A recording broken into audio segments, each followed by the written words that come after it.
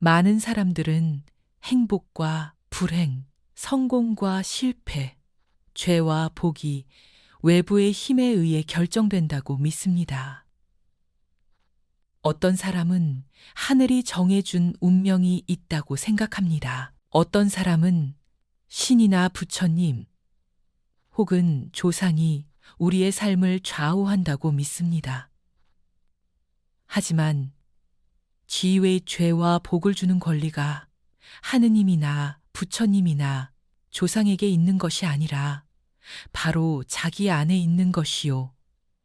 천명이 하늘에서 비 오듯 내리는 것이 아니라 바로 자기의 발끝에서부터 올라오나니 마음이 바르고 옳은 일을 하면 그 복이 한량없으리라. 이 말씀은 우리의 삶을 결정하는 것은 외부의 힘이 아니라 우리의 마음과 행동이라는 의미를 담고 있습니다. 즉, 복을 받는 것도 죄를 짓는 것도 모두 내가 만드는 것이며 나의 삶을 바꾸는 힘은 바로 내 안에 있다는 가르침입니다. 그렇다면 우리는 어떻게 해야 스스로 복을 짓고 죄를 멀리하며 바른 삶을 살아갈 수 있을까요?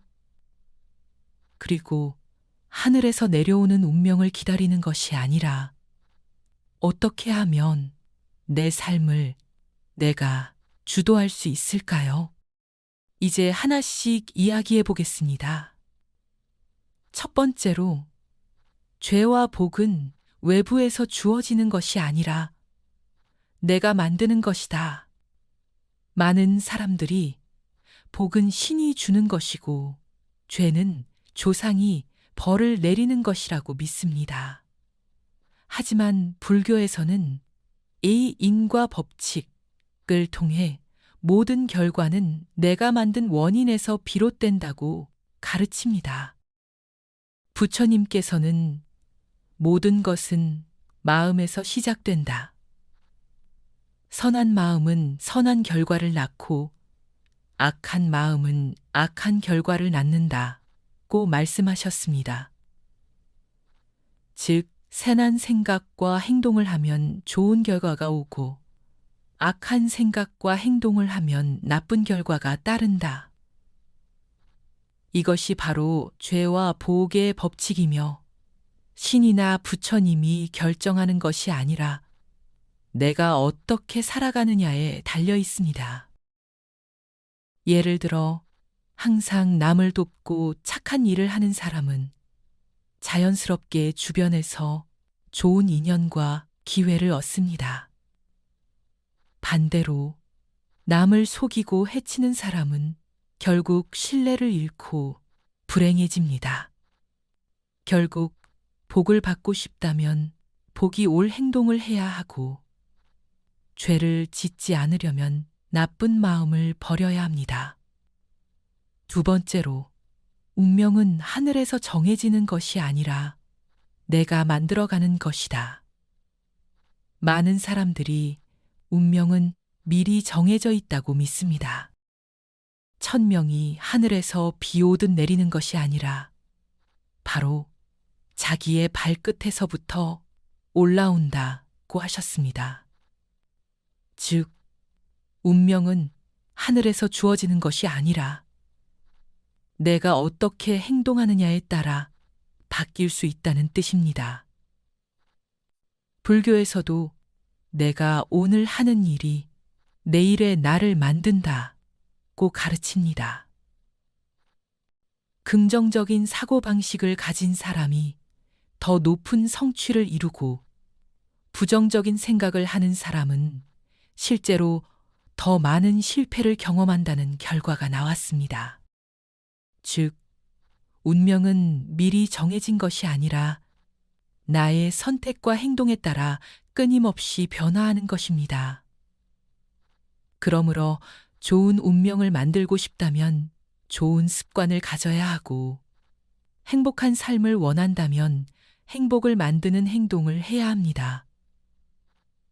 결국 운명은 기다리는 것이 아니라 내가 만들어가는 것입니다. 세 번째로, 마음이 바르면 반드시 복이 따른다. 마음이 바르고 옳은 일을 하면 그 복이 한량 없으리라고 하셨습니다. 즉, 진심으로 바른 길을 걸으면 반드시 복이 따른다는 뜻입니다. 불교에서는 이를 정정당당한 삶, 정명, 올바른 삶을 사는 것이라고 합니다. 심리학에서도 정직하고 도덕적인 태도를 가진 사람들이 장기적으로 더 높은 신뢰를 얻고 더 많은 성공을 거둔다는 연구 결과가 있습니다. 좋은 인격을 가진 사람은 주변에서 도와주는 사람이 많아지고 도덕적인 기업은 고객들에게 더 큰 신뢰를 얻습니다. 반대로 속임수와 거짓말로 단기적인 성공을 거두는 사람들은 결국 신뢰를 잃고 무너집니다. 즉, 바른 마음과 행동이야말로 가장 큰 복을 부르는 법입니다. 네 번째로, 죄는 순간의 선택으로 시작된다. 복을 쌓는 것이 중요하듯이 죄를 짓지 않으려는 노력도 중요합니다. 죄는 대개 순간의 유혹이나 욕심에서 시작됩니다. 부처님께서는 사람의 마음 속에는 선과 악이 함께 존재하며 어떤 것을 선택하느냐에 따라 삶이 달라진다 고 하셨습니다.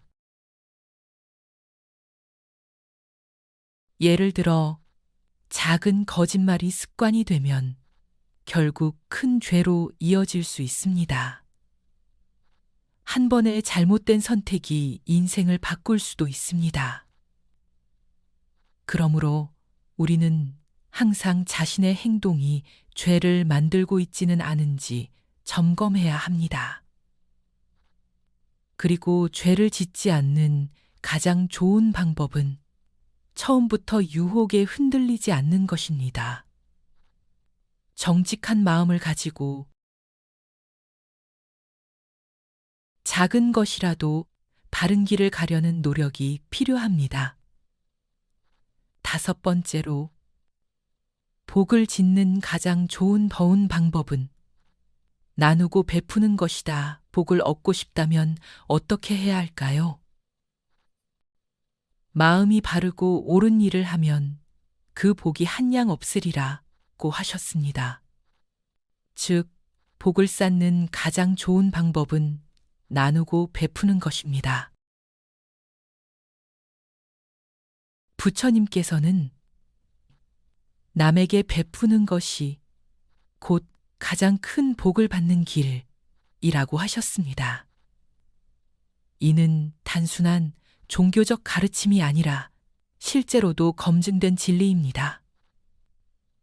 사회학 연구에서도 이타적인 행동을 하는 사람들이 더 높은 삶의 만족도를 느끼고 더 성공적인 삶을 산다는 결과가 있습니다. 그러므로 복을 받고 싶다면 먼저 남에게 복을 주는 사람이 되어야 합니다. 진심으로 돕고 베푸는 삶을 살아야 합니다. 결국 복은 스스로 만드는 것입니다. 여섯 번째로, 내 삶은 내가 결정한다. 죄와 복을 주는 권리는 바로 자기 안에 있다 하셨습니다.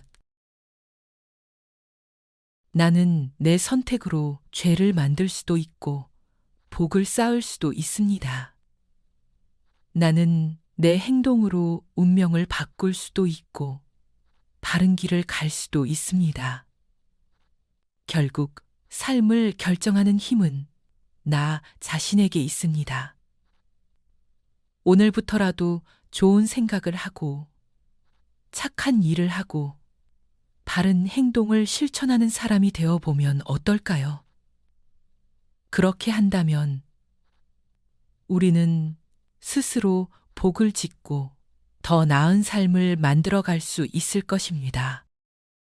많은 사람들은 행복 고랭, 성공과 실패, 죄와 복이 외부의 힘에 의해 결정된다고 믿습니다.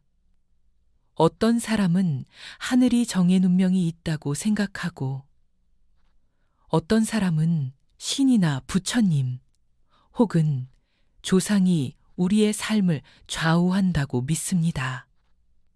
그러나 동양의 지혜는 이와 다른 관점을 제시합니다. 죄와 복을 주는 권리가 하느님이나 부처님이나 조상에게 있는 것이 아니라 바로 자기 안에 있는 것이요.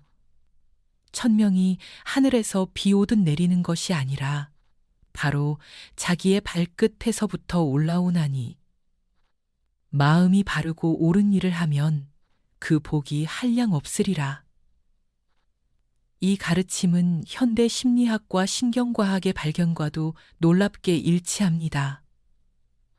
삶의 통제권이 자신에게 있다고 믿는 사람들이 실제로 더 성공적인 삶을 산다는 사실이 밝혀졌습니다. 심리학자 줄리안 루터는 사람들을 외부 통제 소재제와 내부 통제 소재를 가진 이들로 구분했습니다. 전자는 자신의 삶이 운명, 타인의 영향력에 의해 결정된다고 믿는 반면, 후자는 자신의 행동과 선택이 삶의 결과를 만든다고 믿습니다. 서울의 한 대기업에서 일하는 30대 중반의 직장인은 이런 경험을 공유했습니다. 입사 초기에는 승진이 운이나 윗사람의 마음에 달려있다고 생각했어요. 내가 아무리 열심히 해도 상사가 알아주지 않으면 소용없다는 생각이었죠. 그래서 일에 소극적이었고 자연히 성과도 좋지 않았습니다. 그러나 멘토의 조언을 듣고 관점을 바꾸기로 결심했습니다. 제 성과와 성장은 제가 통제할 수 있다는 사실을 깨달았어요. 상사의 인정이 아닌 실질적인 역량 향상과 문제 해결에 집중하기 시작했습니다. 그의 태도 변화는 실제 행동의 변화로 이어졌습니다. 이 프로젝트는 어차피 관심받지 못할 거야. 적당히 해도 돼. 이 프로젝트를 통해 내가 어떤 가치를 창출할 수 있을까? 어떻게 하면 더 혁신적인 접근을 할 수 있을까? 놀랍게도 2년 만에 그는 부서에서 가장 빠르게 승진했고 주요 프로젝트를 맡게 되었습니다. 당신은 어떤 유형에 가까운가요? 삶의 결과를 외부 요인 탓으로 돌리는 편인가요? 아니면 자신의 선택과 행동의 결과로 받아들이는 편인가요? 스탠포드 대학의 심리학자 캐럴 드웩은 성장 마인드셋과 고정 마인드셋에 관한 연구를 통해 자신의 능력과 상황을 바꿀 수 있다고 믿는 사람들이 더 높은 성취를 이룬다는 사실을 증명했습니다. 또한 펜실베이니아 대학의 마틴 셀리그먼은 학습된 낙관주의 연구를 통해 실패나 역경을 일시적이고 특정 상황에 국한된 것으로 보는 사람들, 내부 귀인이 그것을 영구적이고 보편적인 것으로 보는 사람들, 외부 귀인보다 더 빨리 회복하고 성공한다는 것을 밝혔습니다. 이는 천명이 하늘에서 비 오듯 내리는 것이 아니라 바로 자기의 발끝에서부터 올라온다는 가르침과 정확히 일치합니다. 자기 책임을 회피하는 심리적 이유. 그렇다면 왜 많은 사람들이 자신의 삶에 대한 책임을 외부에 돌리려 할까요? 임상심리학자 조던 피터스는 책임은 때로 무거운 짐처럼 느껴지기 때문이라고 설명합니다. 자신의 선택이 삶을 결정한다는 것은 실패에 대한 책임도 자신에게 있다는 의미이기 때문입니다. 40대 중반의 한 자영업자는 사업 실패 후 이런 과정을 경험했습니다. 처음에는 경기 침체와 높은 임대료, 불공정한 시장 환경을 탓했어요. 내 탓이 아니라 상황이 나빴다고 생각하는 게 마음이 편했거든요. 그러나 시간이 지나면서 그는 자신의 준비 부족과 잘못된 결정들을 인정하기 시작했습니다. 내 선택과 판단에 문제가 있었다는 것을 인정하는 순간 오히려 마음이 가벼워졌어요. 왜냐하면 그것은 내가 다음에는 더 나은 선택을 할 수 있다는 의미니까요. 그의 대화 방식도 달라졌습니다. 이런 불경기에 누가 장사를 제대로 할 수 있겠어요? 정부 지원도 없고 이번 실패에서 배운 점이 많아요. 다음에는 시장 조사를 더 철저히 하고 자금 계획도 보수적으로 세울 생각입니다. 자기 책임을 인정하는 것은 처음에는 고통스러울 수 있지만 궁극적으로는 성장과 변화의 시작점이 됩니다. 여러분은 실패나 어려움을 만났을 때 어떤 반응을 보이나요? 외부 환경을 탓하나요? 아니면 자신의 배움과 성장을 위한 기회로 받아들이나요? 죄와 복을 만드는 일상의 작은 선택들. 죄와 복을 주는 권리가 바로 자기 안에 있다는 말은 거창한 철학적 개념이 아닌 일상의 작은 선택들에서 실현됩니다. 한 교사는 학생들에게 이 개념을 가르치기 위해 선택의 돌멩이 실험을 했습니다. 학생들에게 한 주 동안 좋은 선택을 할 때마다 오른쪽 주머니에 작은 돌멩이를 넣고 나쁜 선택을 할 때마다 왼쪽 축 주머니에 넣도록 했습니다. 아이들은 처음에는 장난처럼 시작했지만 점차 자신의 선택이 얼마나 많은지, 그리고 그 선택들이 어떤 결과로 이어지는지 깨닫기 시작했어요. 한 학생은 선생님, 저는 제가 이런 많은 선택을 하는지 몰랐어요. 라고 말했습니다. 이처럼 우리의 삶은 수천 개의 작은 선택들로 이루어집니다. 아침에 일찍 일어날지, 약속 시간을 지킬지, 화가 날 때 어떻게 반응할지, 누군가 도움이 필요할 때 손을 내밀지 등의 결정이 모여 우리의 인생을 형성합니다. 다음은 일상에서 복을 짓는 선택과 죄를 만드는 선택의 예시입니다. 약속 상황에서 5분 일찍 도착해서 준비하고 기다리겠다. 조금 늦어도 괜찮겠지. 다들 그러니까. 업무 상황에서는 복을 짓는 선택은 이 일은 어렵지만 최선을 다해 완벽하게 마무리하자. 죄를 만드는 선택은 눈에 안 띄게 적당히 넘어가자. 인간관계 상황에서는 복을 짓는 선택은 그 사람의 관점에서 생각해보고 이해하려고 노력하자. 죄를 만드는 선택은 내 입장만 생각하고 내 필요에 맞게 행동하자. 이런 작은 선택들이 모여 우리의 성격을 형성하고 결국 우리의 운명을 만듭니다. 자기 삶에 대한 책임을 받아들이는 것은 하루아침에 이루어지지 않습니다. 심리학자들은 이를 단계적으로 접근할 것을 권장합니다. 인식 단계.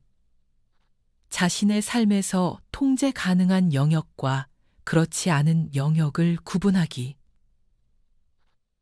환경이나 타인의 행동은 통제할 수 없지만 그에 대한 자신의 반응은 통제할 수 있습니다.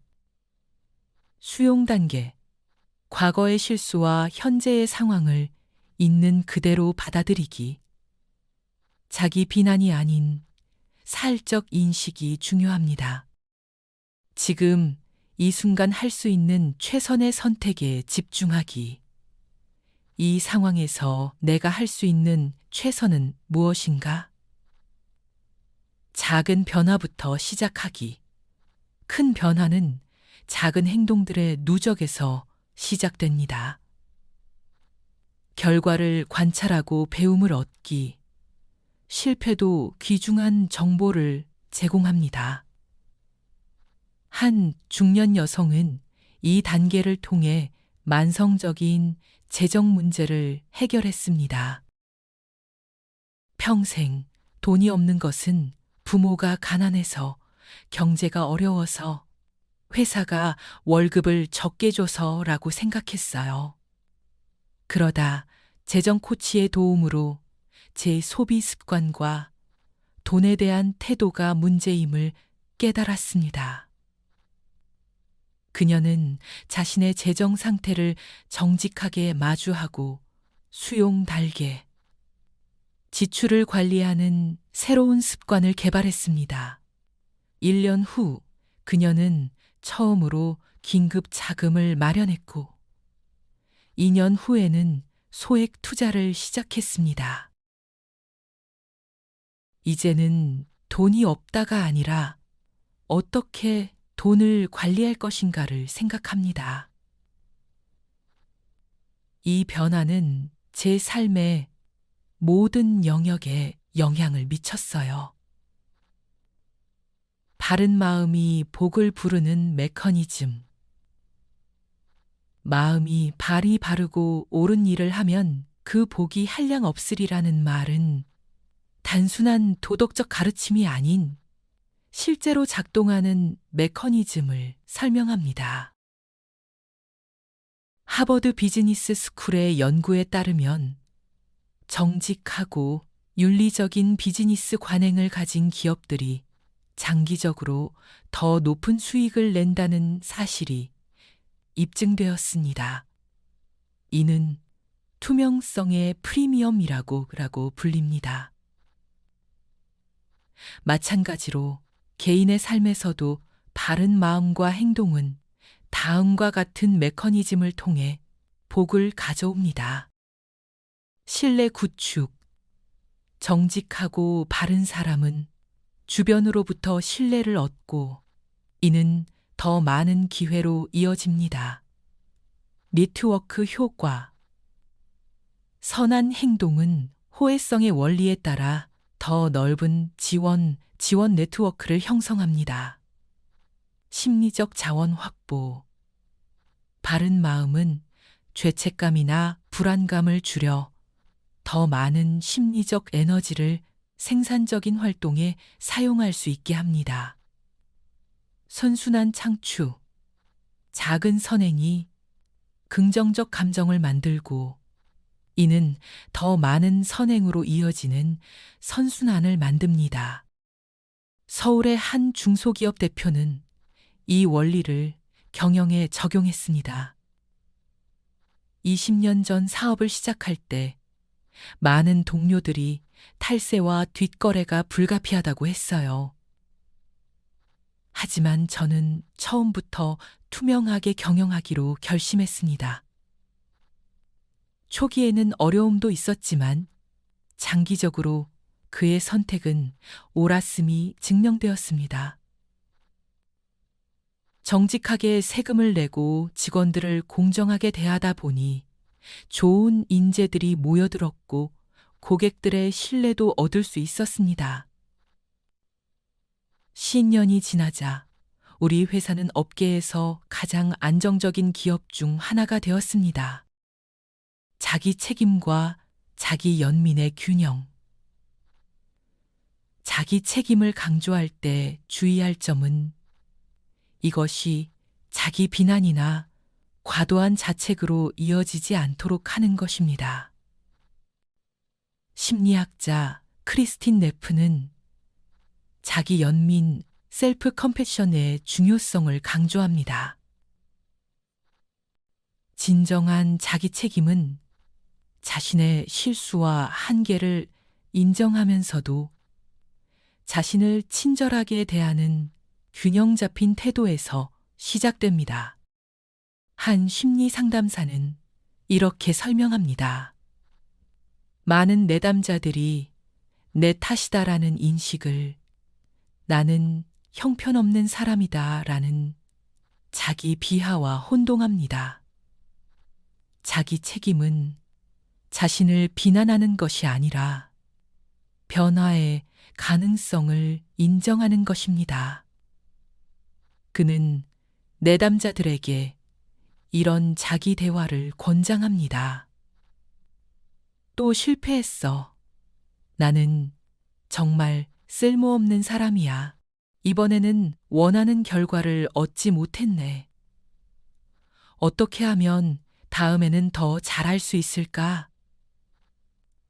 자기 책임과 자기 연민의 균형은 진정한 성장과 변화의 토대가 됩니다. 공동체 속의 자기 책임, 함께 만드는 복. 죄와 복을 주는 권리가 자기 안에 있다는 가르침은 개인주의나 이기주의를 의미하지 않습니다. 오히려 공동체 속에서 각자가 자신의 역할을 충실히 할 때 모두에게 복이 온다는 의미입니다. 서울의 한 주택가에서는 주민들이 함께 골목 청소와 화단 가꾸기를 시작했습니다. 처음에는 몇 명만 참여했지만 점차 더 많은 주민들이 동참했습니다.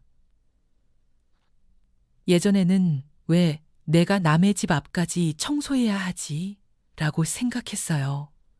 하지만 몇몇 주민들이 먼저 행동하는 것을 보고 저도 참여하게 되었습니다.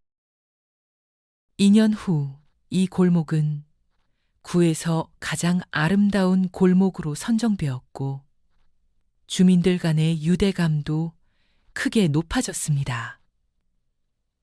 더 놀라운 것은 범죄율이 감소하고 부동산 가치가 상승한 것입니다. 각자가 자신의 책임을 다했을 뿐인데 모두에게 복이 돌아왔어요. 이것이 바로 마음이 바르고 옳은 일을 하면 그 복이 한량 없다는 말의 의미인 것 같습니다. 오늘부터 시작하는 변화. 천명이 하늘에서 비 오듯 내리는 것이 아니라 바로 자기의 발끝에서부터 올라온다는 가르침은 우리에게 강력한 메시를 전합니다. 미래는 지금 이 순간의 선택에서 시작된다는 것입니다. 미국의 심리학자 윌리엄 제임스는 행동의 씨앗이 습관이 되고 습관이 성격이 되며 성격이 운명이 된다고 말했습니다. 이는 동양의 징해와 놀랍게 일치합니다. 당신은 오늘 어떤 씨앗을 심고 계신가요? 당신의 작은 선택들이 모여 어떤 삶을 만들어가고 있나요? 자신의 삶이 외부의 힘에 의해 결정된다고 믿는 대신 오늘부터 자신의 선택이 미래를 만든다는 사실을 받아들여 보세요. 그것이 바로 죄와 복을 주는 권리가 바로 자기 안에 있다는 가르침의 핵심입니다.